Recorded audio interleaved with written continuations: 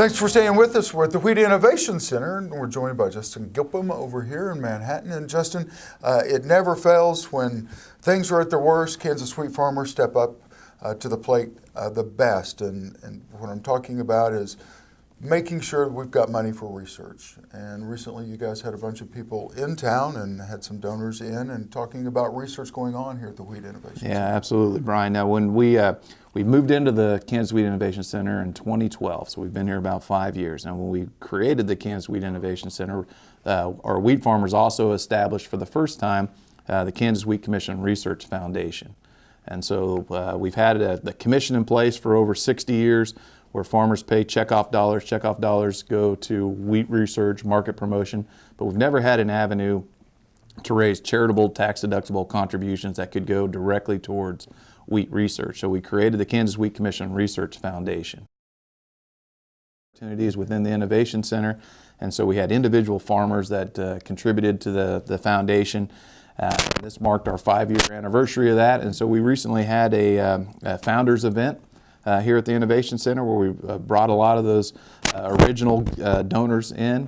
We're able to look at activities that are happening and talk about the important research that's going on and the importance of giving to wheat research. I mean, the genome for wheat is the one that has not been really kind of mapped out and broken down yet. We're talking about a plant that's thousands and thousands and thousands and thousands of years old, and working on that genome is extremely important, as we've seen rust stripe and some other issues have come through. So how important is it that farmers continue to give back to this foundation? Well, you know, when you think about Kansas farmers giving to wheat research, Kansas wheat farmers have always been on the forefront of that. You mentioned the wheat genome.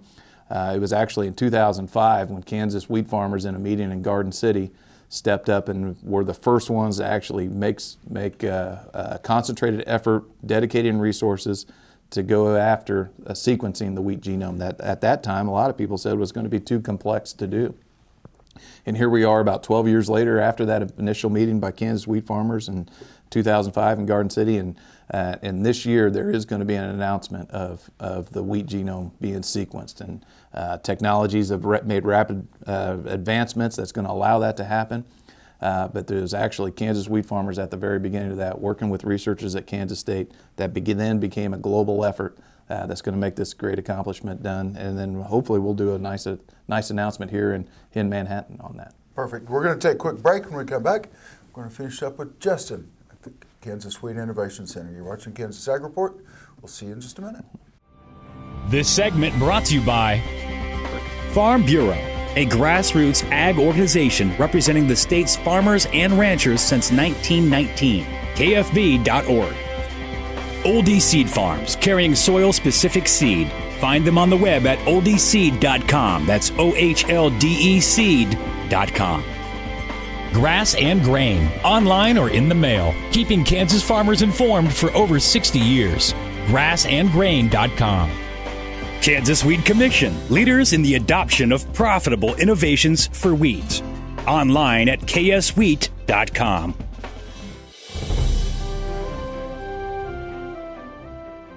Thanks for staying with us. We're at the Wheat Innovation Center over in Manhattan. We're joined by Justin. Dr. Gill has done a lot, but there's a new young kid, new young sheriff on the scene, and Dr. Poland, who's a young Kansas kid, is kind of taking on what Dr. Gill started and moving everything forward. Right. Yeah, and when you talk about Dr. Bikram Gill, he was the original founder of the Wheat Genetics Resource Center in Manhattan. That initial funding came from wheat farmers through the Kansas Wheat Commission almost 40 years ago. He came and proposed the idea at a wheat meeting in Hutchinson, where he said, this is an opportunity for us to begin a collection of wild wheat relatives so that we have diverse genetics that we can go after and look for disease resistance, yield increasing traits that they can bring back into wheat. And so that was that initial funding that came from Kansas Wheat Farmers that started the Wheat Genetics Resource Center by Dr. Bikram Gill that made it known throughout the world.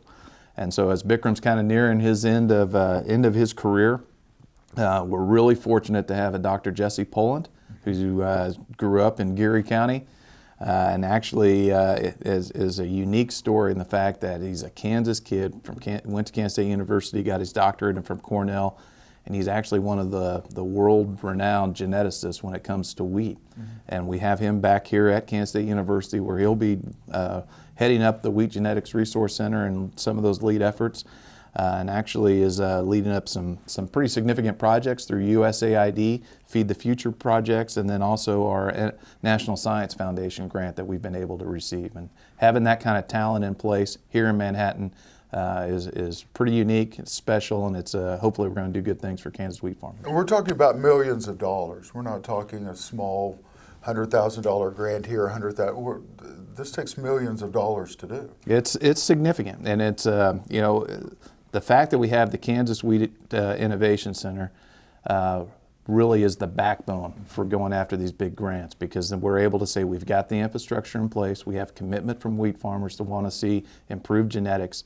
Then having that in place allows, when a researcher goes out and puts together a proposal in front of USDA or NSF or whoever, whatever funding organization it might be, being able to show this full picture of the support from wheat farmers, the infrastructure, the research labs, the greenhouses, is what enables Kansas to be the leader in going after these grants and getting this work done. Not only that, wheat feeds the world. When we talk about the population growth that we'll see over the next 25 to 25 years, wheat is going to play a vital role in ensuring that we've got a nutritional product for consumers worldwide. Yeah, and Kansas farmers are the best at growing it throughout the world. Kansas State researchers are the best at doing genetic and yield advancements, and so with that combination we can do great things. If someone wants some more information about what's going on at the Wheat Innovation Center, where can they go? Absolutely. They can go to the kansaswheat.org website, or they can call or stop by anytime at here in Manhattan. We're just located just north of Bill Snyder Family Stadium. And not only that, I'm going to throw this out real quick. We have Festival of Breads coming up very soon as well. Absolutely. And we look forward to talking a little bit more as we get a little closer, but it's going to be an exciting time this June here in Manhattan. Perfect. Watch the Kansas Ag Report. We'll see you in just a minute.